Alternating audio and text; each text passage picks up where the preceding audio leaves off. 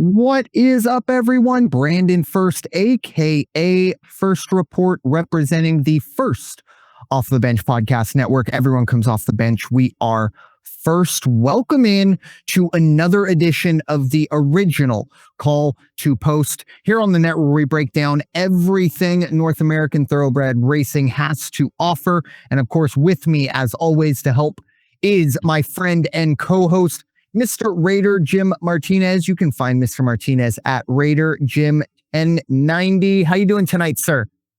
Hey, I'm doing well. What a rude awakening this morning we had here in San Diego County. I think everybody has probably seen it by now because it is all over CNN and MSNBC and any of the major national news outlets. We had a small plane come out of the sky and take out several cars and totally destroyed one house, and then just put a whole neighborhood in peril. So thoughts and prayers and wishes out to those victims of that, and also to the first responders who were there on immediate notice and had everything under control. Amen. Yeah, I think, look, first responders, even on their easiest day, is probably harder than any of our hardest days. But I can only imagine, you're so used to car accident or triage or what. I mean, plane crash is, I feel like, very, very kind of out of their purview. But of course, those heroes get in there. And yeah, obviously, we were kind of talking a little bit before. Definitely no fatalities on the ground. I don't think we've seen anything from the people aboard. But no fatalities on the ground, and I don't think we had any injuries. So, thoughts and prayers going out to everyone affected. Wasn't ideal, but could have been worse. And again, yeah, echo what Raider Jim said. Thank you to the first responders, not just there, but really all they do for all of us in our lives. But we transition over to the wild weekend that we saw at Pimlico. Obviously, last time we talked, we were getting you ready for the Preakness Stakes. Maybe a little bit of less drama because there's no Triple Crown. But I tell you what, folks, all that lack of drama and stuff like that, throw it out the window, because that might have been one of the most exciting stretch runs that I've ever seen. Obviously, journalism capturing the the Preakness. But the way that horse and Umberto Rispoli did it, obviously getting essentially sandwiched between, I forget the horse that was on the inside, and then it was, who was the one horse? Full oriented. Thank you. Yes, and of course, I think it was the 5 horse that was in the middle, or the 8 horse that was on the inside, because those are the 2 horses I had on my ticket and kind of went up in flames. But we see that collision and we think, oh, all right, well, journalism, better luck in the Belmont or maybe a little later. But Umberto Rispoli and journalism say, no, we're not leaving this up to the stewards. We're going to keep running. And my goodness, what a finish. Raider Jim, your thoughts on the Preakness Stakes Day overall? Yeah, I think another disappointment again was number 3 Sandman. Yeah. Who once again just did not live up to the hype, couldn't keep up with the pace. I mean, came in, I believe, 4th, maybe 3rd. But still, there was never a challenge as far as wasn't on the radar to come anywhere close to the wire on this one. But let's talk about the major players there and what happened. Now, a lot of people got on Flavien Prat, who was riding goal-oriented, because of the way he was responding to Umberto coming up on his left and not just boxed him in. I mean, they hit hard, and how somebody didn't get disqualified, unbelievable on me. And how journalism didn't go down is beyond me. But let me ask you this. If you look at it again, and the race is done, it's in the books, and there's nothing to be challenged, did Rispoli hold back too much on the backstretch? And then did he get too close on the rail, as opposed to coming around? And if you know your horse has got that kind of kick, take him outside. why are you trying to make this run in the middle, or did he just get boxed in? And I haven't seen that yet in the times I've watched it. But it was almost like Flavien saw him and said, "Really, you're going to do this? Okay, let's play." It just seems like it was a great ride, a great run, and journalism showed the kind of speed he's got. But I don't know if he had to be put in that position. In the meantime, while these two guys are doing the roller derby match race down the stretch, Gosger's just skipping along on the inside. It reminded me of the old, Bugs Bunny racing the turtle, and Bugs is doing all this wacky stuff, and the turtle's just skipping along and going to win the race. Gosger missed it by that much. Yeah, it kind of reminded me, and I don't really watch a whole lot of NASCAR, but, they have the big super speedways, and it's the last lap, and it going into the last turn, and the leader, takes the lead, second and third are jostling, and they spin out, and then just chaos behind it. And then you got this one car just coming to the finish, like essentially like we avoided the most damage. And I mean, an eighth of a mile, and we're talking actually probably even less than that. We're talking a lot differently about this Preakness. It is a good point about whether or not journalism should have been in that position, and definitely can be debated.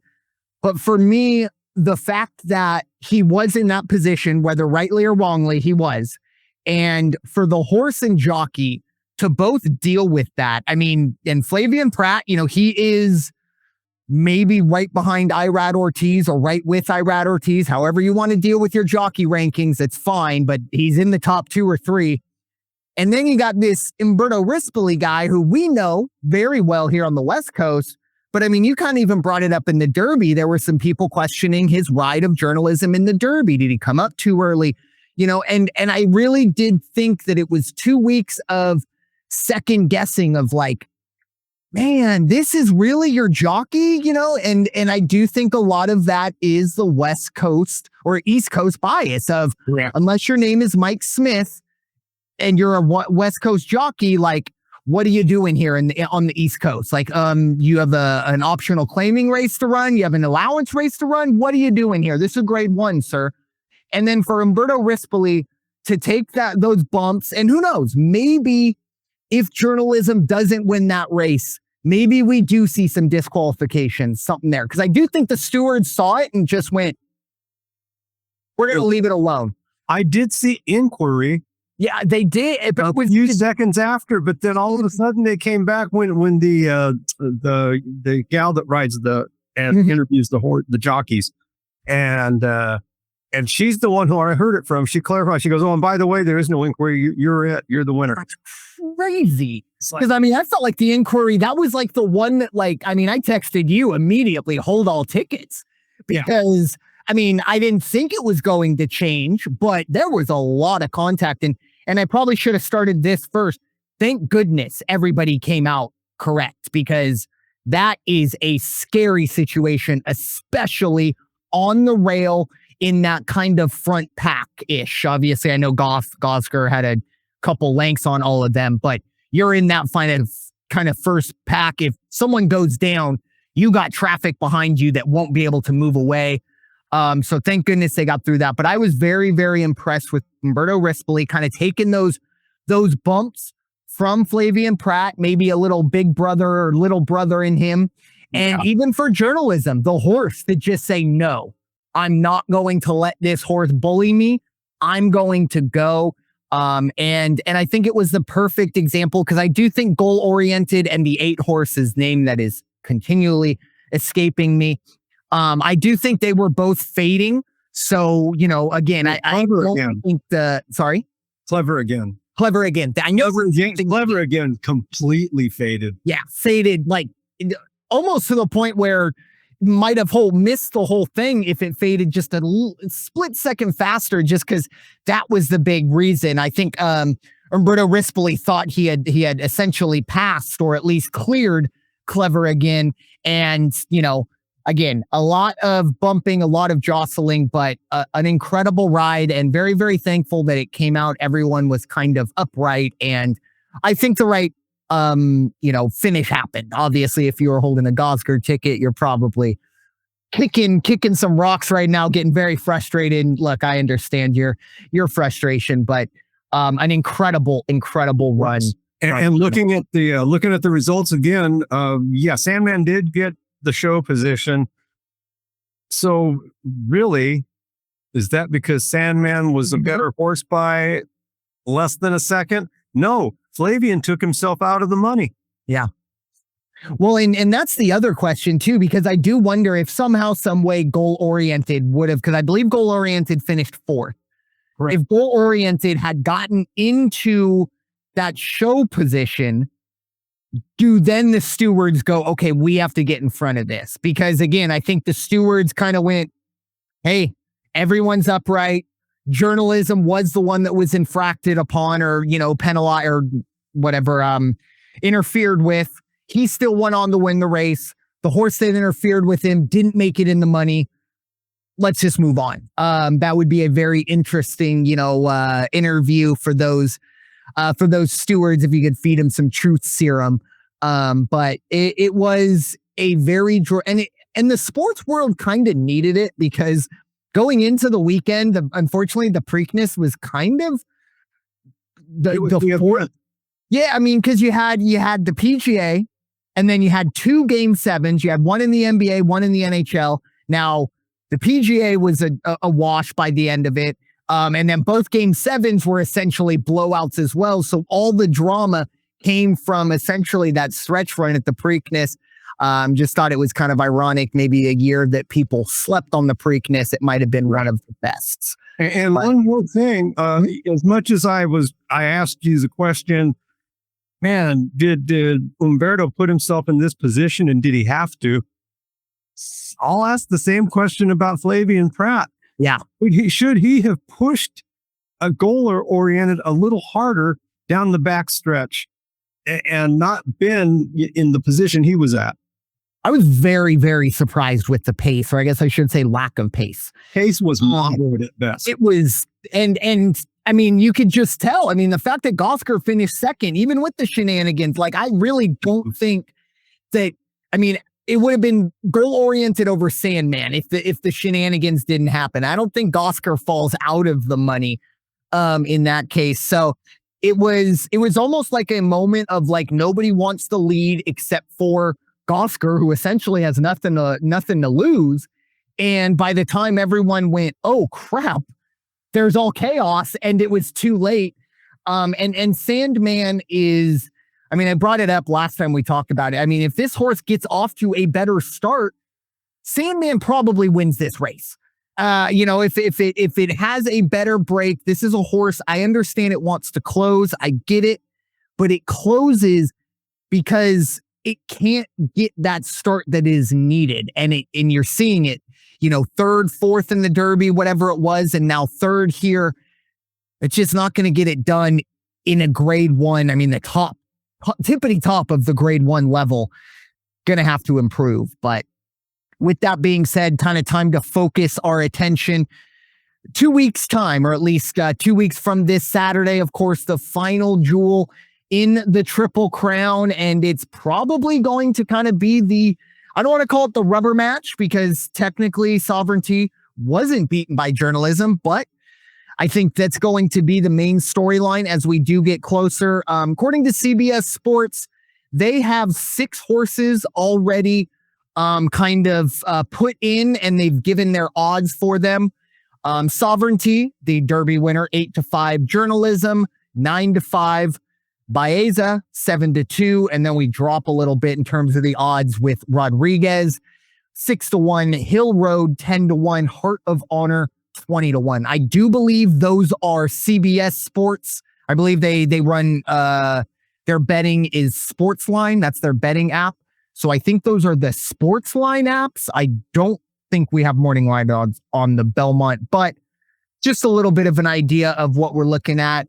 Obviously, still 2+ weeks away But Raider Jim, some early thoughts as we start to focus on June 7th and the Belmont. Yeah, one thing I saw today has 7 entries down because Gosger is going to be in there. Yeah. So when you look at Gosger, and we saw what Gosger can do, minding his own business and just running a race, I would watch out for Gosger, and I would like whatever number they give him on the morning line odds.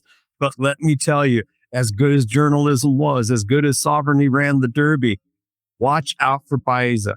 Baeza is going to come out blazing, and I can't wait to see what happens if it's a nice track, if it's dry, if it's clear. Watch out for Baeza and Rodriguez, who got pulled out of the Derby field. And Mike Smith was very disappointed about it. And he said, somebody asked him something about, is this your last shot at the Derby or your last shot at this? He goes, man, I'm not done. I'm far from done. So he's still got that competitive spirit in him. When he gets on board Rodriguez, who's a very fast horse, anything could happen. I think this could be the race of the Triple Crown races. I agree. And it does kind of seem to usually end like that because it seems like all the big hitters are like, okay, let's get ready for the Belmont. You don't kind of have the purse chasers. There are still going to be some horses in here that are just kind of chasing some purses, but not quite to the level of the Kentucky Derby. And I am completely lockstep with you. I think Baeza, even right now, you were to sit here and be like 7-2 here. Across the board. Let's go. Turn the race on. Let's get it done. I don't even need to see anything else. I think Baeza is going to be, while everyone is focused on sovereignty versus journalism, Baeza will be the one. And it's funny you brought up Gosger, and that's awesome that he will be running in this race. Obviously, I know that it's absolutely impossible to do this, but I would love for, them to, the first quarter mile, or at least that first turn, they readjust the odds, because again, I really do think the pace is going to be very, very important. And I also don't think Gosger is going to run away from people the way I don't think they're going to let him do that. Just from, what he was able to do in the Preakness.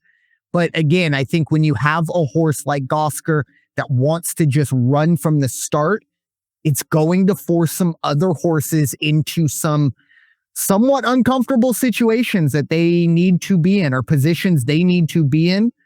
And that might change things. So keep an eye there. Obviously, still 2 weeks away. Once June gets rolling, that week, obviously, we'll be focused heavily on the Belmont when we definitely get a little more clarity on the field and the morning line odds. But definitely keeping an eye on the Belmont, just 2+ weeks away before we start focusing on that Breeders' Cup side of things over the summer. But we do have some racing this weekend. It is, of course, the holiday weekend. Memorial Day will be this Monday.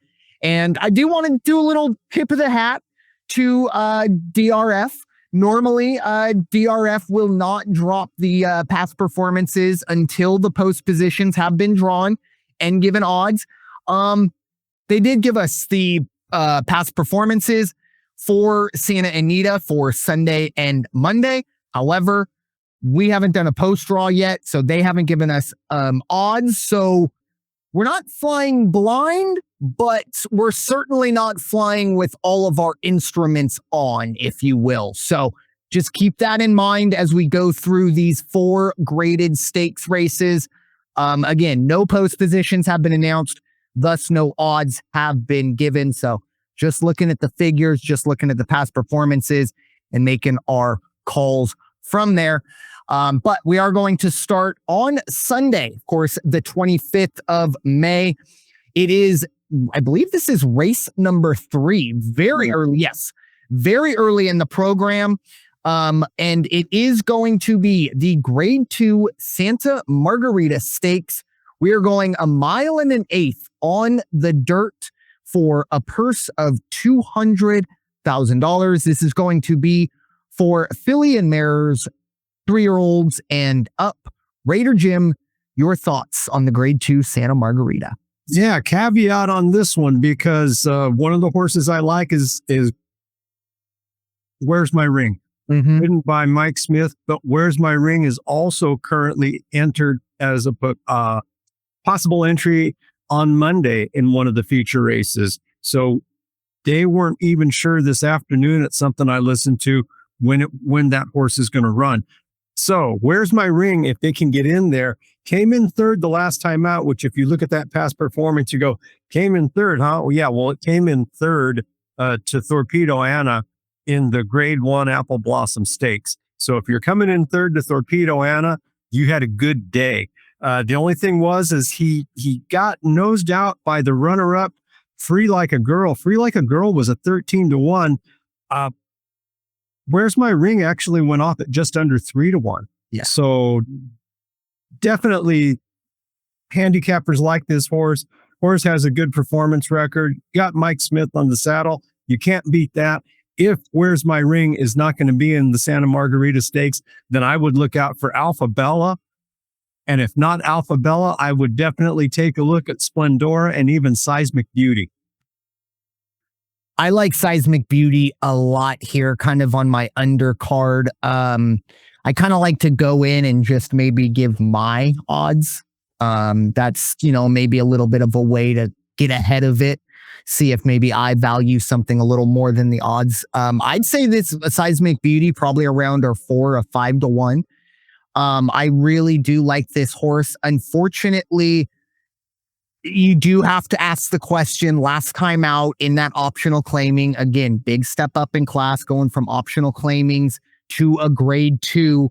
A really good run, but was that a fluke? And the reason I'm going to say no is because that was the first time this horse went on 2 turns. Now, it was only a mile, so we are going to stretch out to a mile and an 1/8 here, but I do like the kind of progression that we've seen from Seismic Beauty, because again, I looked at those and I went, he's running 79, 82, or excuse me, she's running 79, 82, 82, 72. And then we jump up to 95. Well, what happened? Oh, we're going 2 turns. Before that, it was 6.5 furlongs for Seismic Beauty. So I do think Baffert is going to be able to run. And also, Antonio Fresu, I would love to see him in the winner's circle. I think he might be the next Umberto Rispoli, because look, we've been talking about Umberto Rispoli for the past 3 or 4 years because he's been on the West Coast. I think Fresu might be that next kind of heir apparent in the next 3 or 4 years where he becomes more of a well-known jockey, but would love to see that jockey trainer combo get into the winner's circle. Alpha Bella is an interesting one for me just because it seems like they tried the turf experiment because they weren't a big fan of the way the dirt was going. And the numbers do kind of back that up. Had some good 93s and then dropped down to an 87. Then they put her in the Wilshire.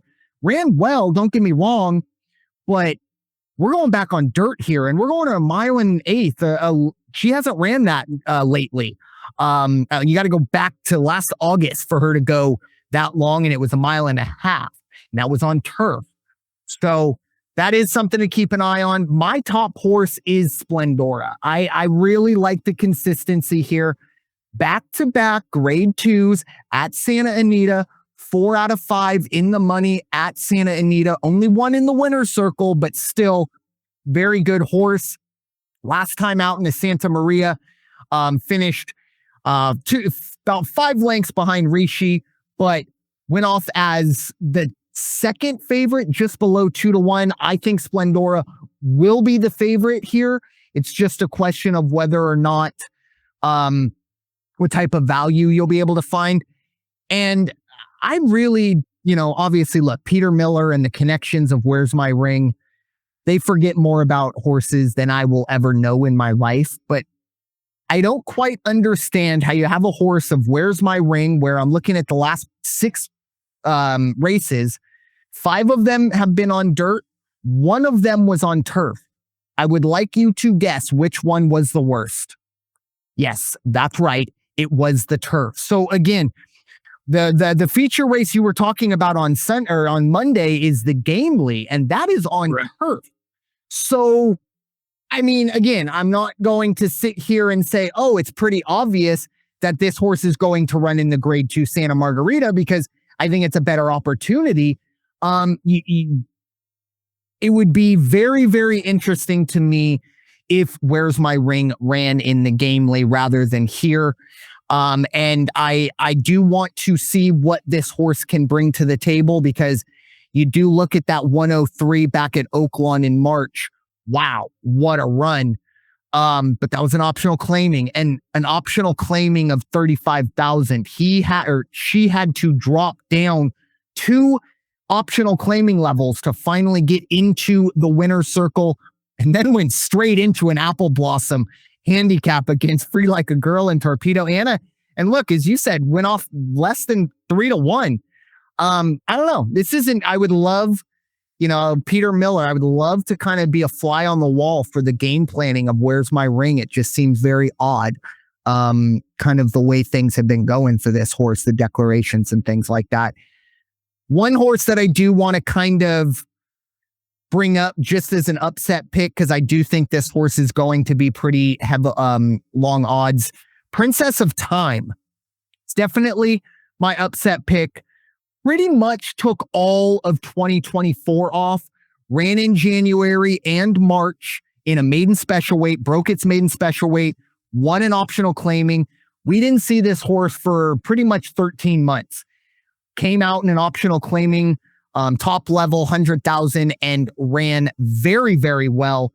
Didn't get into the winner's circle, but still going up against very good horses.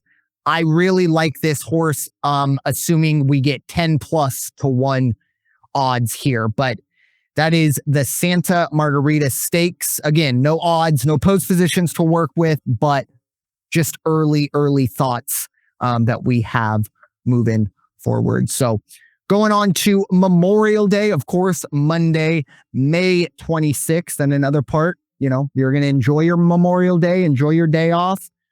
Just make sure you take a moment and remember exactly why we have that day off. And if you need to do some research, feel free. But moving on to the Grade 1 Gamely Stakes. This is a 1.125 mile race on the turf for $300,000. Will be the purse. Raider Jim, I'll give you the honors to get us started with the Gamely. Yeah, this is actually a nice field. It's 1, 2, 3, 4, 5. I think it's 10 horses are going to be in this field, 10 or 9. And again, this is, as you mentioned, it's the other field where Where's My Ring is listed. And they actually had post positions on one spot where I found them. They had, Where's My Ring on the outside. They had Lady Claypool on the rail. I do like Lady Claypool. Lady Claypool has hit the winner's circle the last 3 races, including a grade 3 race. They won the Santa Anita Stakes, and grade 3 jumping up to a grade 2. Very, very doable, especially with that type of a thoroughbred. Liguria hit the winner's circle last time out in a grade 2, the Buena Vista. And the jockey for Liguria is Umberto Rispoli. I don't think we can go wrong. He's got to be feeling good about the mounts right now. And I think he's going to have a nice time back on the West Coast, back on one of his home tracks. I think he's going to be feeling good in the Gamely Stakes. And then the other one is going to be Alpha Bella. Alpha Bella is kind of an interesting horse, but definitely has some good success out there. I want to see what the workouts have been. Workouts have been moderate, but actually, the workouts have been very good. Workouts have been 2 out of 24, 2 out of 24, 5 out of 45. And that's just within the last week or so. So I would keep an eye on Alpha Bella. Has not hit the winner's circle yet this year, but all the potential in the world. Yeah, and Alpha Bella, another double entry. We just talked about Alpha Bella in the Santa Margarita, but I do think it's more of, I wouldn't be surprised to see Alpha Bella run on this turf race, just because, I mean, this horse can run very well on the turf. Last time out ran in the Wilshire, put up a 97, was a length behind Turipati in that Wilshire at, of course, Santa Anita. Very interesting to see where Alpha Bella ends. I mean, Where's My Ring goes as well, but I would be very, very surprised if we see Where's My Ring in the Gamely. Right. Not so much for Alpha Bella. I really do like Alpha Bella in this one. I like this horse as a turf horse, even though it seems like they've just been saying, no, it's a dirt horse. It's a dirt horse. Might be coming back to their senses now. And then Lady Claypool is, and the fact that this horse is on the rail is even better. I really like the fact that you do have kind of a Santa Anita veteran. This will be race number 10 at Santa Anita. 4 wins, only 5 times in the money. Not great, but still getting into the winner's circle. The only time this horse has made it into the winner's circle has been at Santa Anita. So that's something to keep an eye on. And another part of this too, an Irish horse, and we're talking about a turf race. So that kind of adds up there. Just going down here as well. I also really like the progression and the consistency of No Show Sammy Joe. Flavien Prat will be aboard. That's always a plus. But, just going back to last May, an allowance, won running an 88 on the turf, then got into an optional claiming, won that as well, running an 89, got into an ungraded stakes race, a 90, got the win, went into a grade 3, ran very well, but was nosed out at the line by Be Your Best, a horse that we'll be talking about, or I'll be talking about in this one as well. And then came back in the Willie, and look, that was a huge step up. That was a big grade 1. Still ran a 93. The only problem, 4 lengths off the lead, that will finish you in 7th. So not great, but I also don't think we have that same type of field here. So I do like No Show Sammy Joe, assuming we do get some value out of that. And that, of course, does lead me to my favorite of this, and that is going to be Your Best. An Irish horse. You do have Safi Joseph and Irad Ortiz. You cannot go wrong with those two. And this is a horse, again, it's already beaten No Show Sammy Joe and has been very, very good on the turf. I am a little worried last time out, did take a little bit of a step back, actually finished behind No Show Sammy Joe in that Willie. And that is a little bit of a something, but I really think that might be an overreaction. And who knows, if you're betting this horse, that might work out in your favor and maybe inflate those odds a little bit. And then I had notes on Where's My Ring, but pretty much all those notes really only are applicable for the dirt race. Because look, if Where's My Ring's on the turf, hey, and it goes out and gets the win, I tip my hat and I move on. But I just don't see it on that side of it. But be very interesting to see which of those horses do run in which race. I think we should also mention Phil D'Amato's got a real hot horse. Oh, yeah. Public Assembly. Public Assembly, 2 wins in a row the last time out, load grade 3, and showing real good speed in both of the last 2 victories. So we always refer to these guys. They race all over the nation, but you and I always refer to them as West Coast guys. Yeah. D'Amato's a West Coast guy. Antonio Fresno is going to be riding the horse. Public Assembly, don't overlook. And Phil D'Amato's 2 for 2 as well with that horse. Chad Brown had it last year, and then Philip D'Amato was the trainer this year.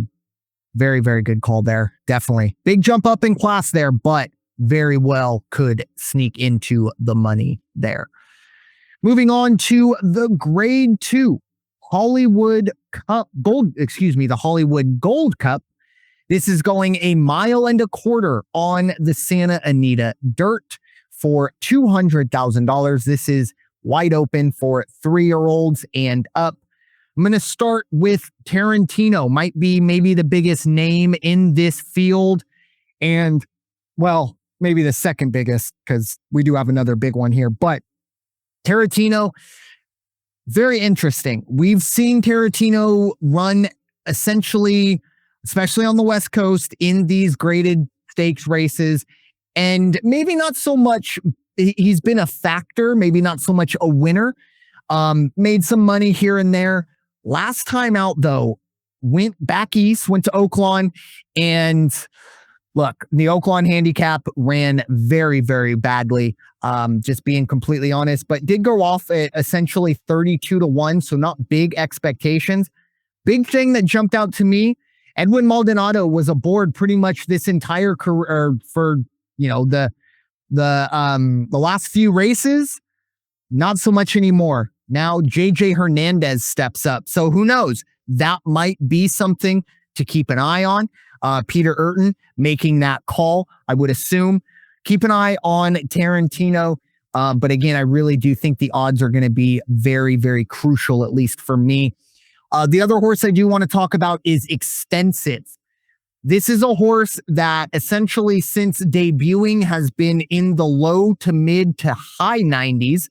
Now, well, at least low to mid 80s, and now has reached the high 90s.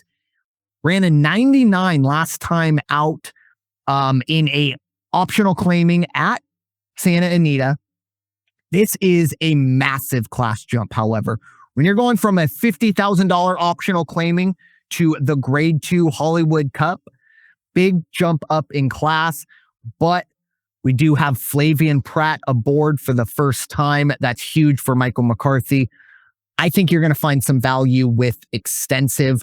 And then kind of switching to the other side, not a whole lot of value. That is Skippy Longstocking. Look, I think this is the class of the field. I think maybe the biggest name value, maybe one of the best horses, at this level, essentially. An older horse, 6 years old. Didn't run very well in the Oaklawn handicap. Stop me if you've already heard me say that. But Irad Ortiz, Safi Joseph teaming up again. Again, I'd love to see this horse at 2 or 3-1, but I think we're going to see it closer to 6-5 or even money, just because Skippy Longstocking is such a beast. But who knows? Maybe that last time out will scare some people away. The only thing I will say a little bit is this horse has performed better with Tyler Gaffleone aboard. The last 4 races, 2 for Ortiz, 2 for Gaffleone. Gaffleone's got 2 triple-digit buyers. Irad Ortiz, 2 double-digit buyers. So, not the end of the world, but just seeing what's put in front of me. Skippy Longstocking, definitely keep an eye there, but I don't know if there will be a whole lot of value for you to take advantage of. One final, this will be my kind of upset pick. It is Midnight Mammoth. For whatever reason, they tried to put this horse onto the turf 2 races ago in a Grade 3 and, well, put up a 57 off the heels of a 90 on the dirt in the Santa Anita handicap. And then they said, okay, let's readjust, put this horse back on the dirt in an optional claiming, 100,000. This horse ran away from the field, putting up a 97, winning by almost 6 lengths at 6-1. Again, Midnight Mammoth, very inconsistent, but depending on what those odds tell you, there might be some value for you there. Raider Jim, your thoughts on the Grade 2 Hollywood Gold Cup? Yeah, well, we definitely have the top 3 on our ticket, our matching. I like Skippy Longstocking, of course. You can't go wrong with Irad Ortiz and Safi Joseph. Safi Joseph has the knack of taking this horse and shipping it wherever it needs to go for the right race. And the majority of the time, he's right. This is the best horse in the field, but not by very much. And if Tarantino, the key for Tarantino, set the pace. If you can get out and set the pace, get a good break out of the gate, and if you can hold it and push, Tarantino's got everything it takes to win this race, and it would not be an upset by any stretch in my, from where I'm seeing it. And then I do like Extensive. It was an allowance optional, but did hit the winner's circle the last time out. As you noted, it was with Flavien Prat on board. And once he's figured out the key to how to make the horse respond, he's going to have success. So watch Extensive. This could be the 3-horse race right there. But I'm with you. I think Midnight Mammoth and even Paxa Wallop has a chance to get in there. And I don't think Midnight Mammoth has the potential to win. I don't think Paxa Wallop has the potential to win, but they have the potential to finish in the money. And so maybe underneath on your ticket, mix it up a little bit, but go for Skippy Longstocking, Tarantino, and extensive. And I think you're going to have a good race. What is it? Race 10? Oh, yes. Yeah. No, this will be race 8. Oops, no mistake. Race 8. No worries. Yeah, race 8. But yeah, I agree. And even, I have to imagine Tarantino and Skippy Longstocking are going to be short odds. Even if Paxil Wallop and Midnight Mammoth come in third, that play show ticket might pay out more than Tarantino and Skippy Longstocking just because of the odds. Because I think they're going to be so short. I think it's going to be essentially even and then a 2-1 for Tarantino, or maybe even vice versa. But definitely 2 at the top for a lot of people. But moving on to the main event of the weekend at Santa Anita, they're going to be going a mile on the turf in the Grade 1 Shoemaker Mile Stakes. This is for 3-year-olds and up for a purse of $300,000. Raider Jim, I'm going to give you first crack at the Shoemaker Mile Stakes. And buckle up, because here comes Raider Jim and some of his trivia. When I first started attending races at Del Mar, and I was trying to figure out some of the ins and outs of what things really meant, who were the guys to watch, who were the successful jockeys, and I got to see some good ones. And I'm very fortunate to say I got to see Shoemaker ride. And wow, that was quite an experience. Willie Shoemaker, how good was he? Well, he was born, let's start at the very beginning. He was born August 19th, 1931, 3 years after my mom. They share the same birthday, believe it or not. When he was born, he weighed 38 ounces. They put him in a shoebox and put him in an oven to keep him alive because they figured he wasn't going to make it through the night. But he beat the odds. How about that? Willie Shoemaker beat the odds. And when he was all done growing up, the tail of the tape had him at 4'10", and he weighed 91 pounds. He was one of the most diminutive jockeys ever. Jockeys are not big by any stretch, but Willie was very, very small. What did he do in his career? Well, he was born in 1931. By 1958, he was already inducted into the Horse Racing Hall of Fame. He was that good. And when all was said and done, he made 8,833 trips to the winner's circle. Wow. He had 4 Kentucky Derby wins. He won the Preakness twice, and he won the Belmont Stakes 5 times. Now, on his Derby wins, he's got one of the most, damn it rides, because in 1957, riding Gallant Man, he was coming down leading the field as they hit the home stretch, and he misjudged the finish line, so he stood up. And when he stood up, the horse behind him ran right by him, and he ended up placing instead of winning the Derby. And I believe the story was he was given a car by the owner or the trainer of that horse, and he said, "This is because don't ever take your foot off the gas." Yes. Something to that effect. And then the other Derby credit that is notable, 1986. He was given the rights to ride Ferdinand, 18-1 out of the gate. In 1986, Bill Shoemaker was 54 years old, ended up in the winner's circle on 18-1 Ferdinand, and at that time was the oldest jockey to ever hit the winner's circle in the Kentucky Derby. And then in 1990, he retired. And in 1991, unfortunately, he rolled the Ford Bronco that he was driving up in the LA area, which left him paralyzed and in a wheelchair for the rest of his life. And there were some legal issues with that. They said he was under the influence. He fought it. And again, the guy just beat the odds. And he said, no, it wasn't my fault, because they should have had a rail up there at that stretch of road. He won. He won $1 million from the state of California because of that. Anyway, and then probably one of the most fascinating facts about Bill Shoemaker, authored 3 novels, murder mysteries. He authored one called Stalking Horse, another one called Fire Horse, and the third one was called Dark Horse. Well, it's something that really people don't realize how prolific this guy was when it came to talking horses, riding horses, training horses, although he wasn't that successful as a trainer. But yeah, the guy was just in the game. And one of the things that I learned about watching Bill Shoemaker. I was having a pretty nice day, and gentleman that was sitting next to me and watching me, he said, "I'm going to give you a tip because I'm watching you. You're figuring it out." And I said, "Okay." He said, "Bill Shoemaker's riding in the feature race." And at that time, I think it was $100,000, and that was a big purse. He says, "Yeah, anytime," he goes, "you got to keep this in mind. Anytime Shoemaker rides for $100,000, he doesn't lose." He said, "So take your money and go bet on Shoemaker." And, at the time, it was like everybody, $2. I was a kid working at a store, I think. So I was like, "Oh, I can't bet more than that." So I ended up betting 10 on Shoemaker, and doggone, he won. He sure did. And yeah. So just very, very much one of the most noted jockeys in horse racing that there ever will be. And pleasure that I got to see him run. And let's get on to talking about the race that they have named after him, the Shoemaker Mile Stakes. 9 entries, evenly matched too. This is going to be a pretty decent field.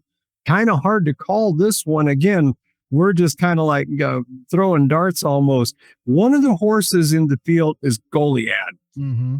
Goliad has got a good record for career earnings, but Goliad has kind of, to me, tapered off a little bit. I don't see Goliad being a challenge in this one, but you got to mention a horse with that pedigree and with that record. One of the horses I do like is Adatlan. Adatlan had 2 great races the last couple times out. However, they're dropping him back on the distance this time, and I'm wondering if that's going to go against him because he's not going to have those extra yards to keep his speed going or give that last final push. That could work against him because he tends to come from the back. Another horse, King of Gosford, Flavien Prat and Phil D'Amato again. I don't think you can go wrong looking at King of Gosford in this one. Seminole Chief with Irad Ortiz. Watch out because that horse, Seminole Chief, winner circle the last time out. Pretty good, is 56% as far as hitting the winner circle and after 9 starts. I do like that. Number 7, Mi Hermano Ramon. Watch out for Mi Hermano Ramon. Didn't have that great of a run the last time out, but there's something competitive about this horse, and I think it's going to respond very well to the Santa Anita track, and you can't even look past, for that matter, number 8, Cabo Spirit. I like Cabo Spirit. I think Cabo Spirit, one of the top earners in this field, and definitely going to be in there. But like I say, give me another 5, give me another couple days before they start throwing up some handicappers numbers and see how close I am to getting it. Formidable Man. I can't stop talking without talking about Formidable Man. Last out is the winner's circle. Why is that important? Because it was the grade 1 Kilroy Mile with Umberto Rispoli on the saddle, and he's going to be doing that again. To me, that's the front runner in this race. Yeah, my only hang up on Formidable Man is this horse does not generally run 2 good races in a row and was very good in the Frank Kilroy. The best it's ever been. And who knows, it's a 4-year-old. It's not like, oh, it's just going to have 1 good race and 1 bad race. I always reference, I think it was Art Collector. It's not guaranteed that it's going to go like that. Again, 4-year-olds, sometimes things click. And I do think that is a possibility. But it will be interesting to see how Rispoli does. I think Umberto Rispoli this weekend is going to be interesting no matter what race you're talking about him in, just because of the week he had and, the emotion of winning the Preakness and the way he did it. It'll be interesting. But yeah, Formidable Man, very interesting for me on that one. I'm also very big on King of Gosford, kind of the opposite to Formidable Man in terms of consistency. This horse is going to live between 88 and 95. That's just where it's going to go. The only question is whether or not it's good enough to get into the winner circle, because it's more than likely to get this horse into the money. But a small little hang up I do have. This is a 4-year-old, and this will be its 17th race. That is a lot of races for a 4-year-old in May. So essentially in halfway through its 4-year-old season, that is something to keep an eye on. Let me just make sure I didn't miss anybody. Oh, and I do have Mi Hermano Ramon as my favorite here. I do like the consistency. I would really like to see Mi Hermano Ramon kind of revert back to Santa Anita. I believe it was opening day for Santa Anita the day after Christmas, the San Gabriel, the grade 2. Didn't make it into the winner's circle, but at 10-1 was just a length behind Johannes in that grade 2. Kind of taken a few steps back since then, but I really do like Hector Berrios here. I think this is a great opportunity to get going. And Hector Berrios, this is a horse, Mi Hermano Ramon. This will be its technically 4th different jockey in the last 5 races. Now, Hector Berrios was the jockey at the beginning of that, going back to the Seabiscuit last November at Del Mar, but Luis Saez and Flavien Prat have been aboard in between there. Now going back to Hector Berrios, who knows? That might have been something that Mark Glatt wanted to do. And my upset pick, I do have some thoughts on Goliad, another horse. This is an 8-year-old. That is making its debut. The last time we saw Goliad, it was 26-1 in the Breeders' Cup Mile. Ran a 92, but 7 lengths off the lead. But again, that is the Breeders' Cup Mile is the tippity top of the grade 1 level, especially at the mile level. So you do want to see what Goliad can do here. Very interesting to see. The one thing, and again, I don't know if I have post positions and maybe they just haven't put the numbers next to him, but I have Goliad on the outside. This horse will not be on my ticket if it's on the outside. This horse absolutely 155% needs to be on the lead. Like no, oh, maybe it can be. No, it has to be on the lead in order for this horse to run. And we've seen Flavien Prat aboard the past 2 races. Now we're getting the perennial Hall of Famer, Mike Smith. So very interesting there. And my upset pick, you did mention this horse. It is Seminole Chief. I don't think you're going to see me say an upset pick and then bring up Irad Ortiz too often because he's usually getting very short numbers. But I really do think Seminole Chief, Jack Sisterton, and the connections took a step back and said, look, as much as we want this horse to be a dirt horse, we got a turf horse.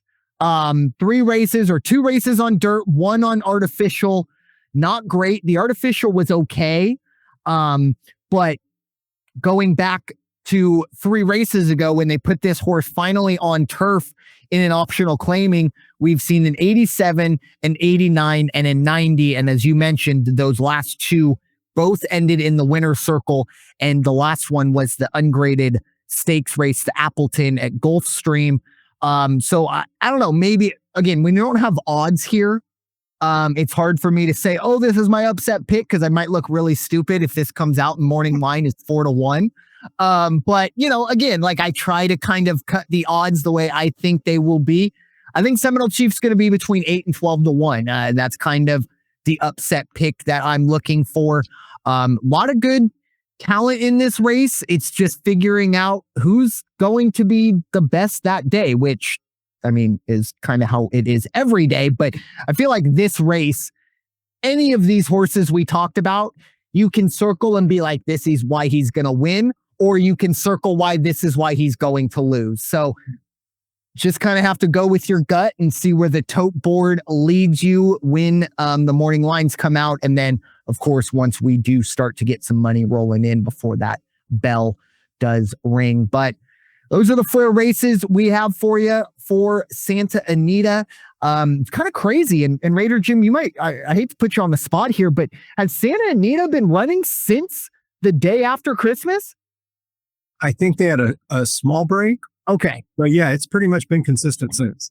I pulled up the stuff this week and I was like, all right, what do we got? And I was like, Santa Anita, like, hold on, guys. Like, I thought your season ended in March, but Well, and this is going to be Memorial Day weekend. Yeah. Which tells me one thing, that next time we talk, it's probably going to be real close to June, if it's not already June.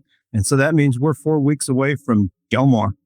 Amen. That's why I mean, look, my second favorite holiday. Well, no, my first holiday is July 4th.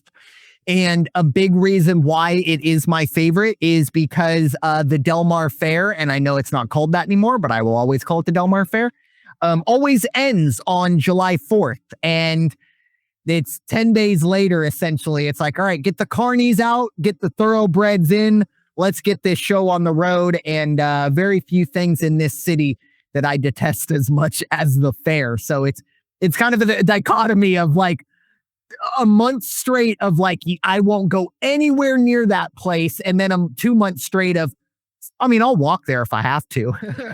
So that's kind of how Del Mar goes. But yeah, you're right. Very, very close to this summer season. And you thought we were going to go through the entire episode without bringing it up. But after that summer season, you know what we're waiting for. The Breeders' Cup at Del Mar. But Raider Jim, your final thoughts as we wrap up this edition of the original Call to Post. Yeah, final thoughts while we sit here and give you our, knowledge on what we know about horses, and how, if you want to lose your money, just listen to us type of knowledge. We can do that. And a lot of people will do that this coming weekend. But let's please, the first thing when you wake up Monday morning or before you go to bed on Sunday night, remember why you have that freedom to go out there, no matter what condition the nation is in right now. The nation is still standing because of the acts of so many men and women and their families. And I never take it for granted. It was my dad was out there. My grandfather was out there.